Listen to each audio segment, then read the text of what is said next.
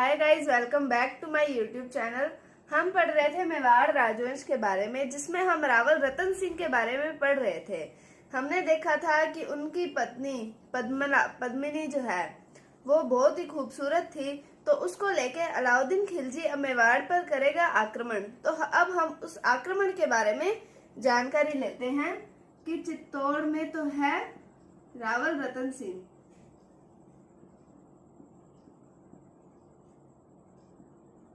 और इसकी रानी है पद्मिनी,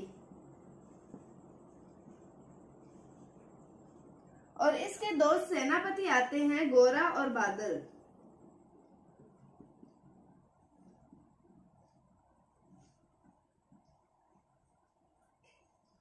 और दिल्ली में है अलाउद्दीन खिलजी।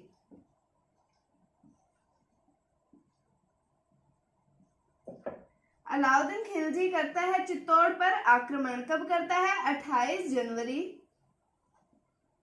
1303 को। 28 जनवरी 1303 को अलाउद्दीन खिलजी चित्तौड़ पर आक्रमण करता है, और यहाँ पर स्थिति ऐसी बन जाती है कि रतन सिंह गोरा बादल के साथ में कर लेता है केसरिया। रतन सिंह और गोरा बादल करते हैं केसरिया, और रानी पद्मिनी जो है ये करती है जौहर।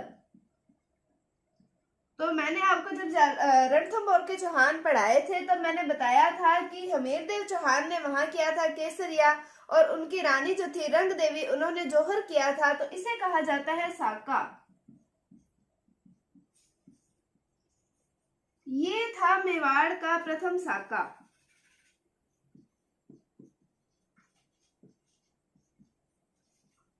कब था ये? 1303 में। हमने पढ़ा था राजस्थान का पहला साका।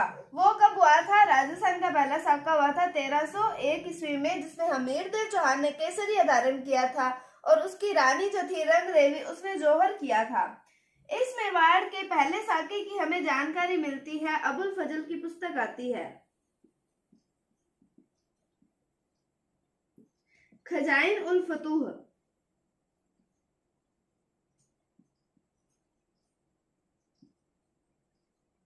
या फिर तारीख इलाही।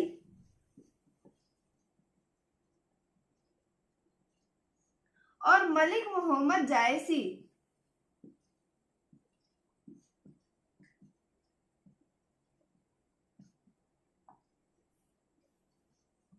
इसका ग्रंथ आता है पद्मावत।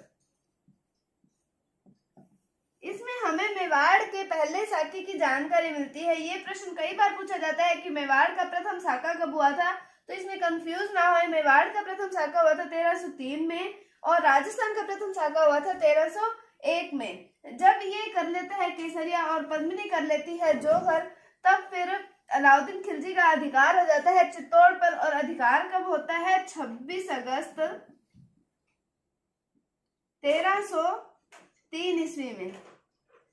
26 अगस्त 1303 ईस्वी में चित्तौड़ पर कर लेता है अधिकार अलाउद्दीन खिलजी। अब अलाउद्दीन खिलजी चित्तौड़ में खुद नहीं शासन करता, ये अपने पुत्र जिसका नाम आता है खिज्र खां, उसको यहाँ का शासन सौंपता है। और इस खिज्र खां के नाम से ही चित्तौड़ का नाम इन्होंने रखा था खिजराबाद। तो ये प्रश्न कई बार पूछा जाता है कि अलाउद्दीन खिलजी चित्तौड़ का नाम बदल के क्या रखता है, तो रखता है वो खिजराबाद। तो ये प्रश्न इंपॉर्टेंट है। और एक मेवाड़ का प्रथम साका कब हुआ था, ये बहुत इंपॉर्टेंट क्वेश्चन है कि 1303 ईस्वी में हुआ था। इसमें रतन सिंह द्वारा केसरिया किया गया था और पद्मिनी द्वारा जौहर किया गया था। उसके बाद में ये जो खिज्र खां है, ये चित्तौड़ में एक नदी आती है गंभीरी नदी, वहां पर एक पुल का निर्माण करवाता है।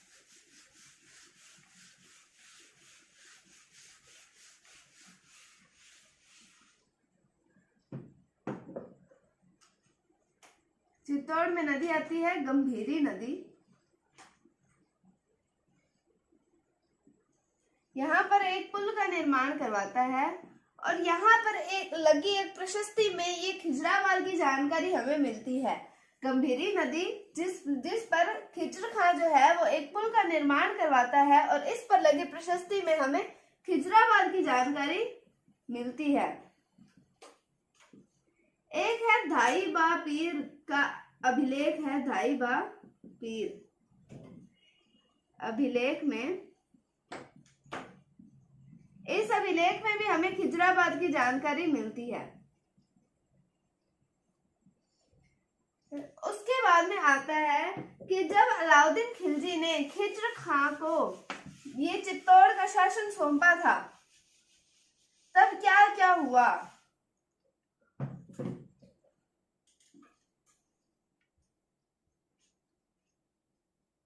अलाउद्दीन खिलजी ने अपने पुत्र खिज्र खां को यहाँ की जिम्मेदारी सौंपी चित्तौड़ की, जिसका नाम बदल के रखा था खिजराबाद। उसके बाद में 1316 ईस्वी में जब अलाउद्दीन खिलजी बीमार हो गया था, तब खिज्र खां गया था दिल्ली, वापस चला गया था। अलाउद्दीन खिलजी बीमार हो गया था तब, तो खिज्र खां को वापस दिल्ली लौटना पड़ा। तो यहाँ का शासन ये संभलवा कर गया था मालदेव को। इसे मालदेव सोनगरा कहा जाता है। हमने जब जालौर के चौहान पढ़े थे तब हमने पढ़ा था कि इन चौहानों को सोनगरा चौहान कहा जाता है। तो ये मालदेव जो है, ये हमने जो कानड़ देव चौहान पढ़ा था, ये उसी का भाई है और इसका नाम आता है मुच्छल मालदेव। उसके बाद में मालदेव ये अपने इसकी जिम्मेदारी, खिजराबाद की जिम्मेदारी सौंपता है अपने पुत्र जय सिंह को, जिसका नाम आता है जैसा। जय सिंह या जैसा, इसको ये जिम्मेदारी सौंप देता है। तो अब खिजराबाद का शासन किसके पास है? जय सिंह या जैसा जिसे कहा जाता है, उसके पास है। हमने पढ़ा था किरण सिंह के दो पुत्र थे, क्षेम सिंह और राहप, जिसमें से राहप ने सिसोदा गांव बसाया था और वहां के निवासी होने के कारण इन्हें सिसोदिया कहा जाता है। तो सिसोदा गांव, यहाँ का जागीरदार है लक्ष्मण सिंह।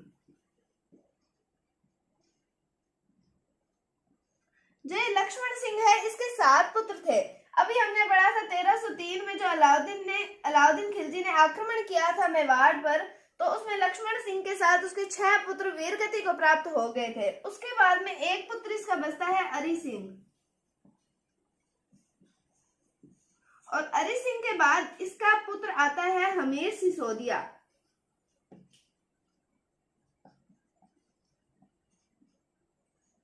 अरि सिंह के बाद इसका पुत्र आता है हमीर सिसोदिया, मतलब ये हो गया लक्ष्मण सिंह का पोता। उसके बाद में हमीर सिसोदिया 1326 ईस्वी में यहाँ करता है आक्रमण, जय सिंह या जैसा पर करता है आक्रमण, और उसके बाद में हमीर सिसोदिया यहाँ जीत जाता है और जैसा की हार हो जाती है, और यहाँ पर सिसोदिया राजवंश की शुरुआत हो जाती है। मतलब रतन सिंह जो था